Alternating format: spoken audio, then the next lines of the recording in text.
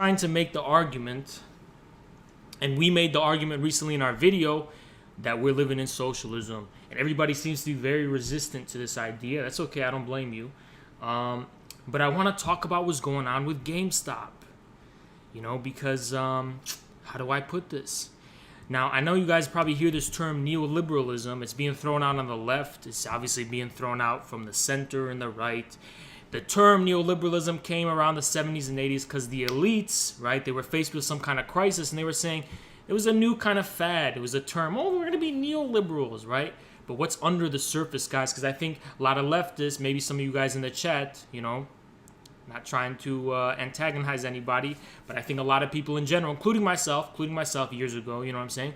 We were a little bit too uncritical in accepting this kind of terminology and this flowery stuff the elites were putting out, talking about how we're living in neoliberalism and we have a robust free market competitive society and all this kind of bullshit, right? What are all the talking points, some of the talking points you guys have heard about neoliberalism and our free market society, right?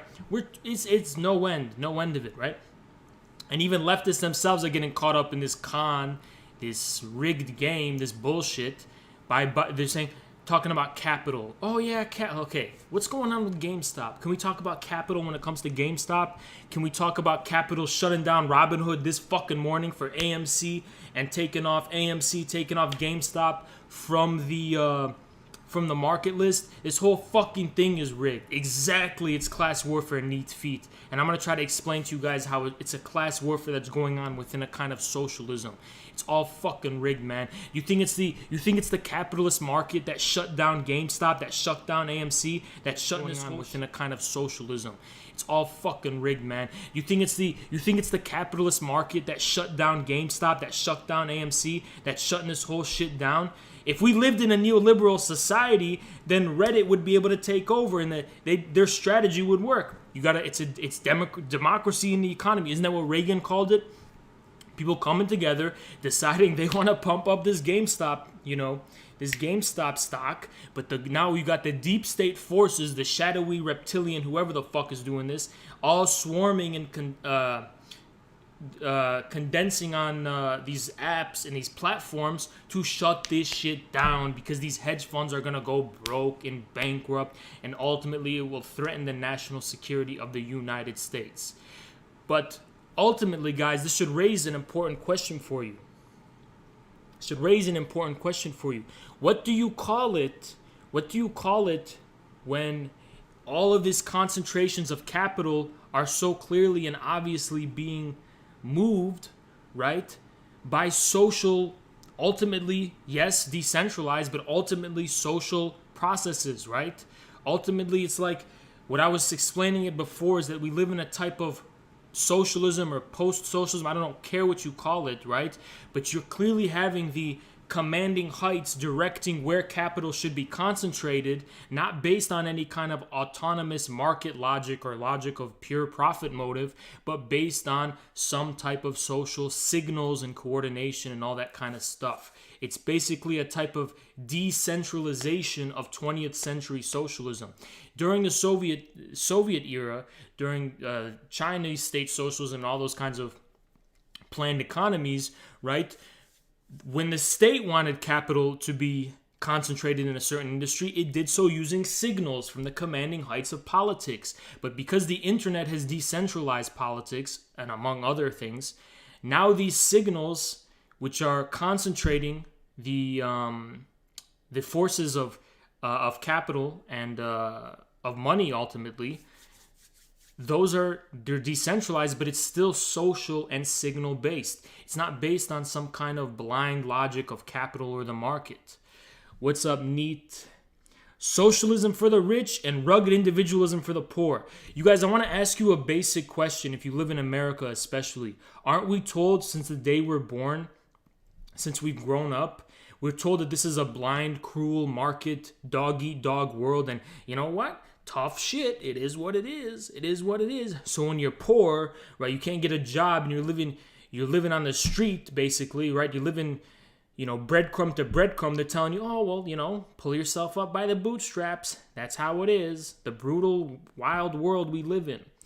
But how come all of these institutions, the government, these social centralized forces are converging to protect these motherfuckers? What happened to that, huh? What happened to dog eat dog? What happened to the blind, cruel forces of the market? What happened to all these kind of fucking talking points we're always told about capitalism and the free market? It's all fucking con, man. When we were trying to tell you we live in socialism, this is what we meant. When shit really hits the fan that's going to threaten this parasitical oligarchy and ruling class, all of a sudden we don't live in capitalism anymore. We live in socialism.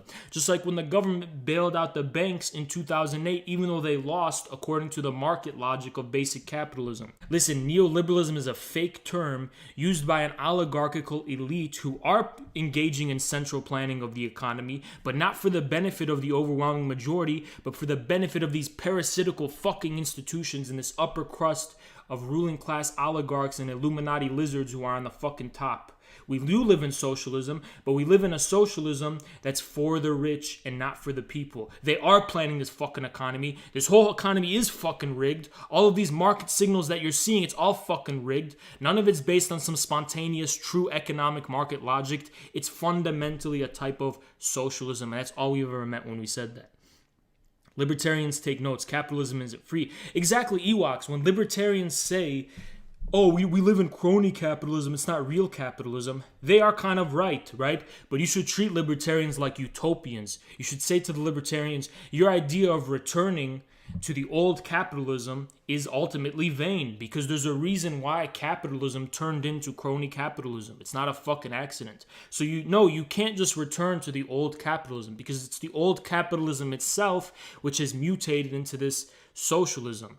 When I'm saying we're living in socialism, I'm saying it in the sense that there is no going back. This shit is objective. There is no going back to the 19th century British industrial economy, free trade and whatever. And even back then, it wasn't necessarily the true either. Let's see, Red Dundonian. I do wonder why I call it socialism, though it's obviously not neoliberalism, but why not just say it's centralized capitalism? Okay, so we're making a more nuanced point, right? Okay, if you remember, in the Communist Manifesto itself, Marx mentions multiple kinds of socialism, right? And what was kind of the premise was this, that there was some kind of socialistic society that would emerge. What Marx and Engels did was they were not the first people to come out and expose capitalism.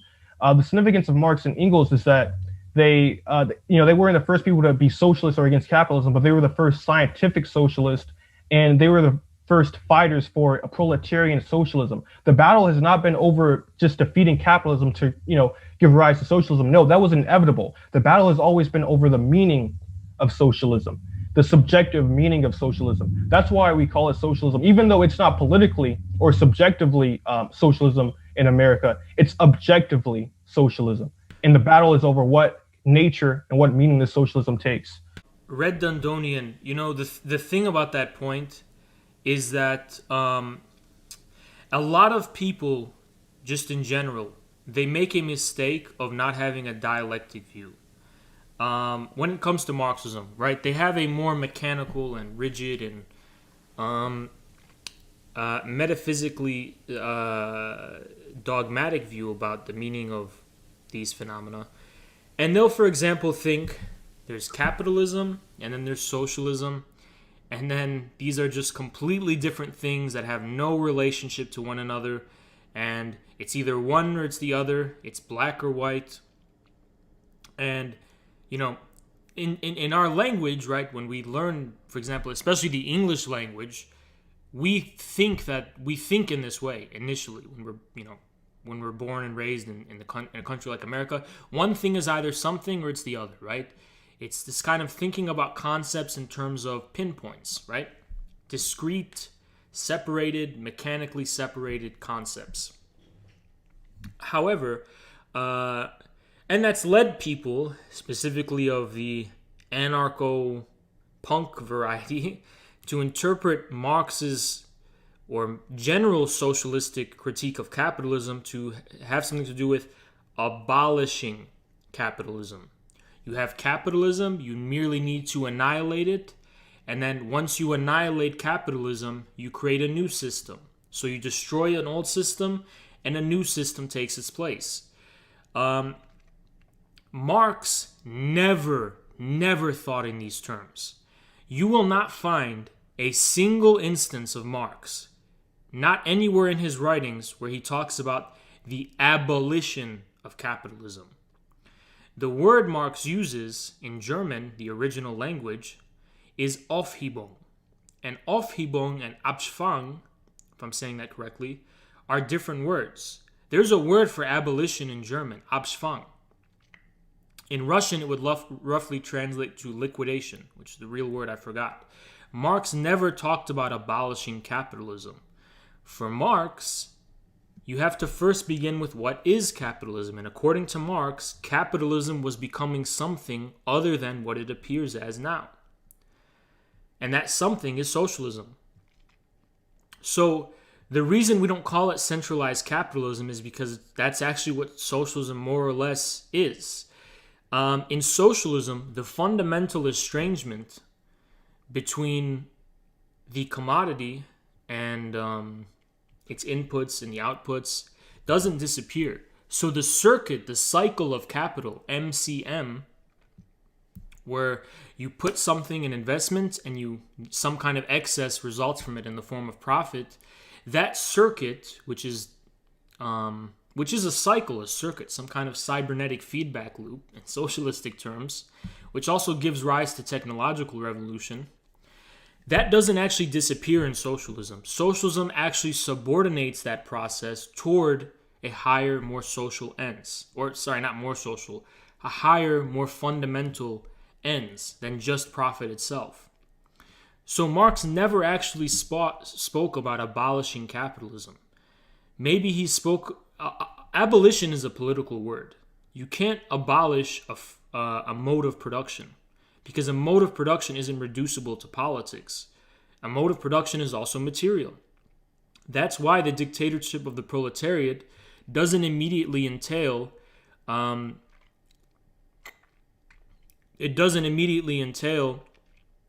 the end of what's called capitalism.